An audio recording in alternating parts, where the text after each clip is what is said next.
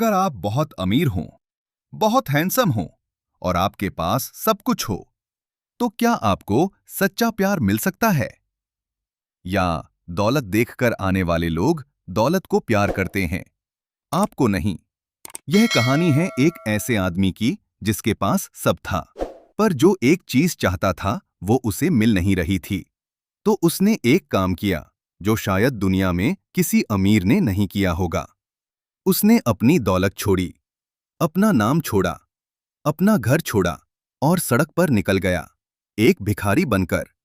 और इस सफर में उसे एक ऐसी लड़की मिली जिसने उसकी जिंदगी हमेशा के लिए बदल दी। यह कहानी पूरी सुनना, बीच में मत छोड़ना। और अगर ऐसी कहानियां पसंद हैं तो अभी चैनल को सब्सक्राइब करो और बेल दबाओ, क्योंकि यह कहानी आपको वो फील देगी जो बहुत दिनों से नहीं आई।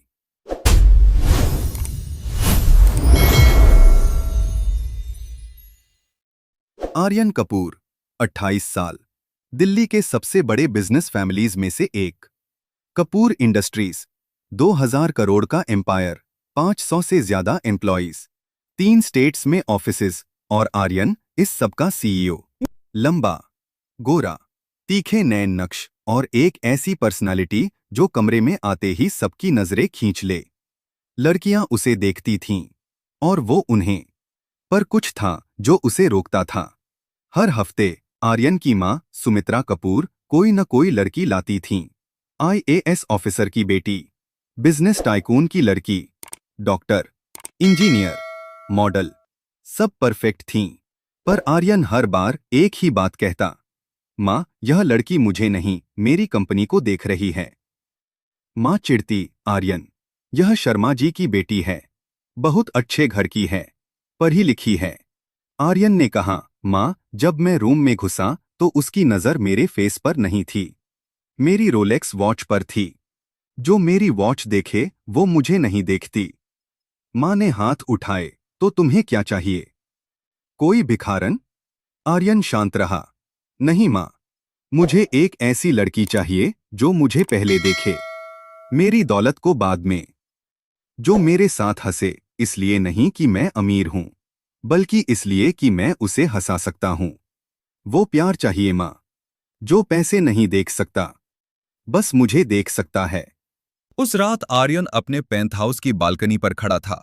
नीचे दिल्ली की रोशनी थी, ऊपर तारे थे, और उसके दिमाग में एक पागल सा आइडिया। उसने अपने बेस्ट फ्रेंड को कॉल किया। राहुल। हाँ बॉस, एक काम है, कल से मैं कुछ दिन के लिए गायब हो जाऊंगा। मतलब? सड़क पर निकलूंगा और ढूंढूंगा वो लड़की जो मुझे मेरी दौलत के बिना भी चाहे। राहुल ने कहा, बॉस, तुम पागल हो? आर्यन ने कहा, शायद, पर यही एक रास्ता है। आर्यन ने अपनी अरमानी शर्ट उतारी, रोलेक्स उतारी, अपने महंगे शूज रखे और पहने एक पुराना कुर्ता, फटी हुई चप्पल और बाल बिखेर लिए। उसने मिरर में देखा और पहली बार खुद को पहचाना नहीं। वो निकला दिल्ली की गलियों में। राहुल उसके पीछे था, दूर से, नजर रखने के लिए। पर आर्यन अकेला था। पहली बार अपनी जिंदगी में कोई ड्राइवर नहीं, कोई सेक्रेटरी नहीं, कोई बॉडीगार्ड नहीं, बस वो और सड़क। दिन बीते, आर्यन गली गली घूमा, चांदनी चौक की भीड़ में, लाजपत नगर के बाजार में, निजामुद्दीन की दरगाह के बाहर। लोग मिले, कुछ ने दया दिखाई, कुछ ने दुत्कारा, कुछ ने देखा भी नहीं। एक दिन एक लड़की ने उसे 10 रुपए दिए। आर्यन खुश हुआ, पर जब उसने आर्यन की आंखें देखीं तो चिल्लाई, यह भिखारी नहीं है, इसकी आंखें देखो, इतनी साफ आंखें किसी भिखारी की नहीं होतीं। आर्यन वहां से भाग गया और राहुल से बोला, कॉन्टैक्ट लेंस लाओ, कलर्ड, और थोड़ी और पुरानी क्लोथ्स चाहिए। पर दिन बीतते गए, 1 हफ्ता, 2 हफ्ते, 3 हफ्ते, और वो लड़की नहीं मिली जो उसे चाहिए थी। एक दिन थककर आर्यन एक पुराने ढाबे के बगल में बैठ गया। भूखा था, थका था, और मन में एक सवाल था, क्या सच्चा प्यार होता भी है? ढाबे का नाम था कावेरी का ढाबा। छोटा सा, पर साफ सुथरा, और उसमें से आने वाली खुशबू किसी बड़े रेस्टोरेंट से कम नहीं थी। तभी ढाबे का दरवाजा खुला और एक लड़की निकली। कावेरी, 23 साल, साधारण कपड़े, बाल बंधे हुए, हाथ में एक थाली और चेहरे पर एक ऐसी मुस्कान जो किसी ने ऑर्डर नहीं की थी। वो नेचुरली थी। कावेरी ने आर्यन को देखा, एक पल रुकी, फिर अंदर गई और थोड़ी देर बाद एक थाली लेकर आई और आर्यन के सामने रखी। खाओ। आर्यन ने ऊपर देखा। मैंने मांगे नहीं। खाओ, भूखे हो तुम, दिख रहा है। आर्यन ने उस थाली को रोटी, थोड़ी सी सब्जी और एक कटोरी चावल। साधारण खाना, पर उस खाने में कुछ था जो किसी 5 स्टार रेस्टोरेंट में नहीं मिला था आर्यन को। वो था परवाह। अगले दिन आर्यन फिर उसी जगह था और कावेरी ने फिर खाना दिया। तीसरे दिन भी, चौथे दिन भी। 1 हफ्ते बाद कावेरी ने कहा, आर्य, मैंने सोचा है पास में एक जगह है, किराए पर मिल सकती है। चाय की छोटी दुकान खोल लो। मैं थोड़े पैसे दे सकती हूं शुरू में। आर्यन ने कहा, तुम्हारे पैसे नहीं, ये कोई एहसान नहीं है। कावेरी ने बीच में कहा, मेरा ढाबा चलता नहीं ज्यादा, पर किसी को भूखा देखकर मैं रह नहीं सकती। और तुम्हें देखकर लगता है तुम में कुछ है, बस एक मौका चाहिए। आर्यन के दिल में कुछ हिला। इस लड़की को उसके बारे में कुछ नहीं पता था, न नाम, न पैसा, न बैकग्राउंड। फिर भी वो उस पर भरोसा कर रही थी। उसने धीरे से कहा, ठीक है। रात को आर्यन ने राहुल को कॉल किया। एक काम है। बोलो। हमारे ऑफिस में 200 लोग काम करते हैं। कल से सबको बोल दो, लंच के लिए एक छोटा सा ढाबा है पटेल नगर में, कावेरी का ढाबा, वहां जाएंगे। बॉस, क्यों? बस करो, और ये भी बोलना खाना बहुत अच्छा है, जेन्युइन रिव्यू देना। और एक काम, उस एरिया का एमसीडी इंस्पेक्टर कौन है पता करो, उसे कॉल करके बोलो उस ढाबे को कोई नोटिस नहीं जाएगा। राहुल ने पूछा, बॉस, ये ढाबा किसका है? आर्यन ने कहा, एक लड़की का, जो मुझे रोज खाना खिलाती है और बदले में कुछ नहीं मांगती। अगले दिन कावेरी का ढाबा। सुबह से ही लोग आने लगे, सूट्स में, आईडी कार्ड्स लगाए हुए। ये कपूर इंडस्ट्रीज के लोग हैं। इनके ऑफिस का कोई अनाउंसमेंट था कि यहां खाना अच्छा मिलता है। कावेरी हैरान थी, खुश थी और थकी भी थी। शाम को आर्यन आया। कावेरी ने कहा, आर्य, आज इतने लोग आए, कभी इतना नहीं बिका खाना। आर्यन ने कहा, बढ़िया है, तुम्हारा खाना अच्छा है, लोगों को पता चला बस। कावेरी ने आर्यन को देखा, तुमने कुछ किया है? मैं भिखारी हूं, मैं क्या कर सकता हूं? कावेरी हंसी, तुम अजीब भिखारी हो आर्य। कैसे? भिखारियों की आंखें ऐसे नहीं होती। आर्यन का दिल धड़का, कैसी होती हैं मेरी आंखें? कावेरी रुकी, फिर मुड़ गई। खाना खाओ। एक सुबह अचानक एक सरकारी गाड़ी रुकी। एमसीडी के 3 लोग उतरे। ये ढाबा इल्लीगल है, यहां परमिशन नहीं है, अभी खाली करो। कावेरी का चेहरा सफेद हो गया। साहब, ये तो मेरे पापा का ढाबा था, सालों से चल रहा है। नोटिस भेजा था, आपने रिस्पॉन्ड नहीं किया, अभी बंद होगा। आर्यन पास ही था। उसने क्वाइटली एक तरफ जाकर फोन निकाला और एक नंबर डायल किया। शर्मा जी?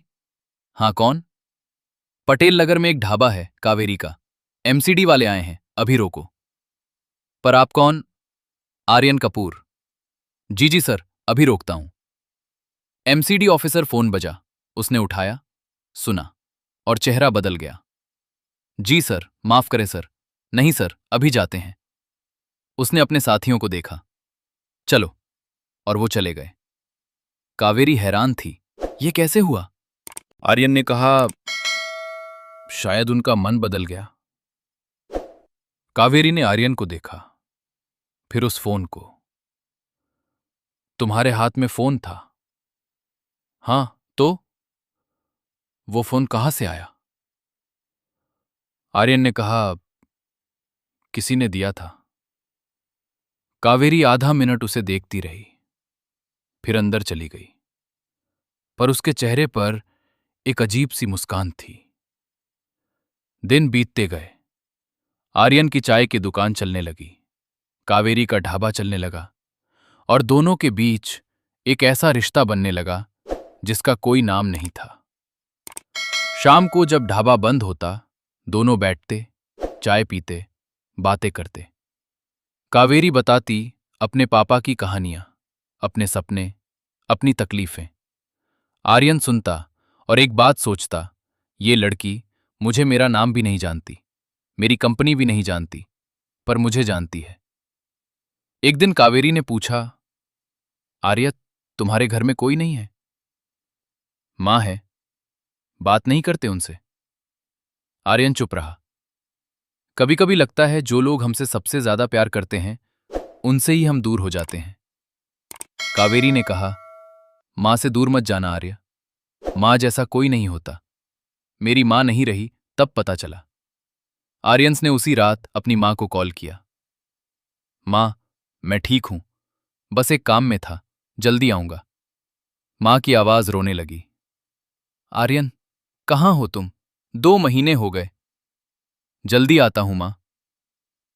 एक शाम एक लड़का आया, रोहन, 25 साल, डिसेंट कपड़े, कॉन्फिडेंट। कावेरी को देखते ही उसके चेहरे पर एक बड़ी मुस्कान आई। कावी, कितने दिनों बाद? कावेरी भी खुश हो गई। रोहन, तुम यहां? तुम्हें ढूंढते ढूंढते यहां पहुंचा, बहुत दिन हो गए थे। अनयन दूर से देख रहा था। वो दोनों हंस रहे थे, पुरानी बातें कर रहे थे। आर्यन के दिल में कुछ अजीब हुआ जिसे वो समझ नहीं पाया। वो उठा और चला गया, बिना कुछ कहे। 3 दिन बाद रोहन फिर आया, इस बार हाथ में फूल लेकर। कावी, मैं बहुत दिनों से तुमसे कुछ कहना चाहता था। मुझे तुमसे प्यार है, क्या तुम मेरे साथ? कावेरी चुप रही। रोहन अच्छा लड़का था, पुराना दोस्त था, उसे जानती थी। पर एक बात थी, जब रोहन ने ये कहा तो उसके दिल में जो आया वो रोहन का चेहरा नहीं था, किसी और की आंखें थीं। वो अजीब सी आंखें, आर्य की। कावेरी ने कहा, रोहन, तुम अच्छे हो, पर मुझे थोड़ा वक्त चाहिए। रोहन ने कहा, कितना वक्त? बस थोड़ा। आर्यन को पता चला, राहुल ने बताया, जो दूर से नजर रखता था। बॉस, वो रोहन वाला, उसने प्रपोज कर दिया। आर्यन चुप रहा।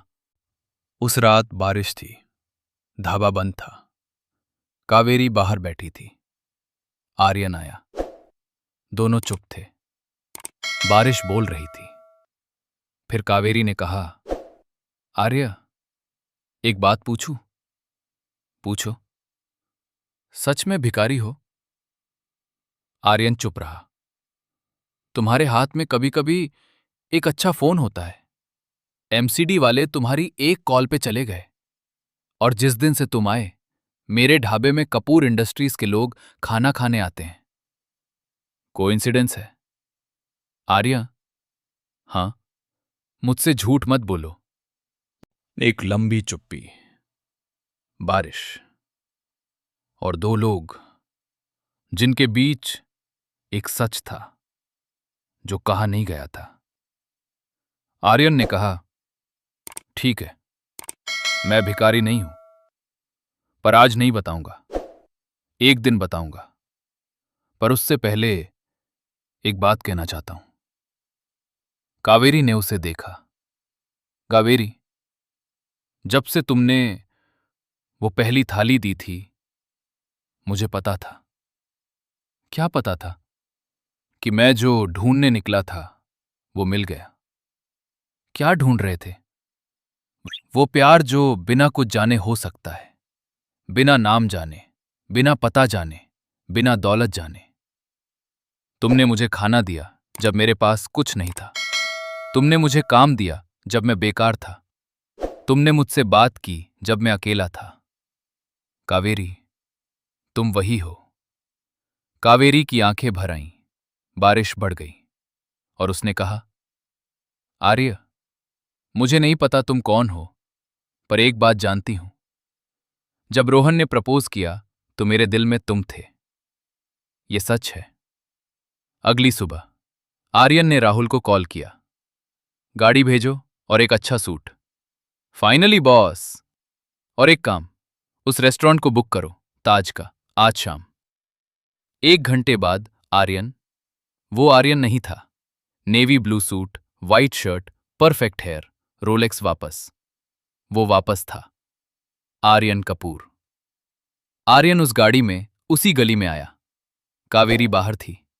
गाड़ी रुकी, दरवाजा खुला और आर्यन निकला। कावेरी ने देखा और देखती रही। आर्य? हाँ, ये तुम हो। ये मैं हूं, पर ये गाड़ी, ये सूट।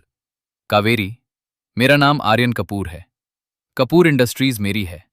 मैं वो सब कुछ हूं जो तुमने कभी नहीं सोचा। मैं भिखारी नहीं था। मैं ढूंढ रहा था एक ऐसी लड़की जो मुझे बिना जाने मुझसे प्यार कर सके। और वो तुम हो। कावेरी की आंखें भर आईं, पर अगला एक्सप्रेशन खुशी नहीं था। तुमने मुझसे झूठ बोला। कावेरी, तुम अमीर हो और मैंने तुम्हें रोज खाना खिलाया। क्या तुम मुझ पर हंसते रहे? नहीं कावेरी, मैंने कभी वो खाना वो खाना मेरी जिंदगी का सबसे कीमती खाना था। इसलिए नहीं कि भूख थी, इसलिए कि तुमने दिल से दिया था। और जो तुमने मुझे दिया वो किसी ने नहीं दिया। न मेरी कंपनी ने, न मेरे पैसों ने, न किसी ने। तुमने मुझे दिया। कावेरी गई उसके साथ, पर चुप रही। ताज रेस्टोरेंट के सामने गाड़ी रुकी। कावेरी ने बाहर देखा। मैं यहां नहीं जा सकती। मेरे कपड़े, ये जगह। अंदर से रेस्टोरेंट का ओनर आया। आर्यन सर, कितने दिनों बाद? हाँ राजेश जी, ये कावेरी है। आज का शाम इनके लिए है। राजेश ने कावेरी को देखा और हाथ जोड़े। वेलकम मैडम, आर्यन सर के साथ आई हैं, तो ये रेस्टोरेंट आपका है। पर बिल? राजेश ने हंसते हुए कहा। आर्यन सर ने जब पहली बार ये रेस्टोरेंट खोला था तो उनके साथ था मैं। उनका यहां हमेशा वेलकम है, और उनके साथ जो आए उनका भी। कावेरी ने आर्यन को देखा। आर्यन ने कहा, तुम डिजर्व करती हो हर वो चीज जो तुमने कभी नहीं मांगी। टेबल पर दोनों बैठे, कैंडल की रोशनी, सॉफ्ट म्यूजिक। कावेरी ने कहा, आर्यन, मैं अभी भी एंग्री हूं, मुझे पता है। पर एक बात बताओ, सच में तुमने ये सब क्यों किया? आर्यन ने कैंडल को देखा। क्योंकि मैं थक गया था। किस बात से? इस बात से कि हर लड़की मुझे देखकर पहले मेरा नाम गूगल करती थी, कि हर रिश्ते में मुझे नहीं, मेरी कंपनी को चाहा गया। मैं जानना चाहता था कि क्या कोई है जो सिर्फ मुझे चाहे, आर्यन को, उस इंसान को जो डरता भी है, जो थकता भी है, जो अकेला भी होता है।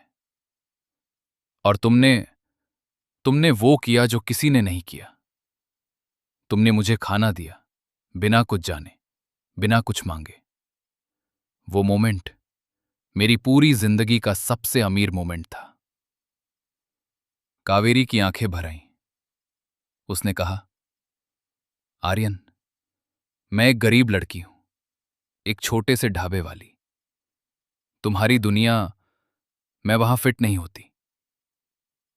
आर्यन ने कहा, कावेरी, मेरी दुनिया में सबसे ज्यादा जरूरी तुम हो, और अगर तुम वहां फिट नहीं होती तो मैं अपनी दुनिया बदल दूंगा। कुछ हफ्ते बाद आर्यन कावेरी को घर लाया। मां सामने थी। उन्होंने कावेरी को देखा। साधारण कपड़े, सरल चेहरा, पर आंखों में एक गहराई। मां ने पूछा, बेटा ये कौन है? आर्यन ने कहा, मां, ये कावेरी है, और इसने मुझे वो दिया जो कोई नहीं दे पाया। क्या? वो प्यार जो मुझे ढूंढ रहा था। मां ने कावेरी को देखा, फिर आर्यन को, और उनकी आंखें भर आईं। उन्होंने कावेरी का हाथ थामा। बेटा, मेरा बेटा बहुत दिनों से किसी को ढूंढ रहा था, आज मिल गई। तो दोस्तों, आर्यन के लिए कि सब्सक्रिप्ट नहीं होता। कहानी में एक ही सच था, दौलत से सब कुछ मिल सकता है, पर सच्चा प्यार वो दौलत से नहीं आता। वो आता है उस थाली से जो बिना मांगे दी जाए, उस मुस्कान से जो किसी रीजन के बिना हो, उस इंसान से जो तुम्हें देखे, तुम्हारी दौलत को नहीं। आज आपसे एक बात, जो लोग आपसे तब मिलते हैं जब आप ऊपर हों, वो आपसे नहीं मिलते। जो लोग आपसे तब मिलते हैं जब आपके पास कुछ न हो, वो आपसे मिलते हैं। उन्हें पहचानो और उन्हें कभी मत जाने दो। ये थी आज की कहानी, भिखारी राजा। अगर इस कहानी ने आपके दिल को छुआ तो इस वीडियो को लाइक जरूर करें और हमारे चैनल को सब्सक्राइब करें, क्योंकि हर हफ्ते एक ऐसी कहानी आती है जो आपको रुलाएगी, सोचने पर मजबूर करेगी और दिल को छू जाएगी। बेल आइकन दबाना मत भूलना। मिलते हैं अगली कहानी में।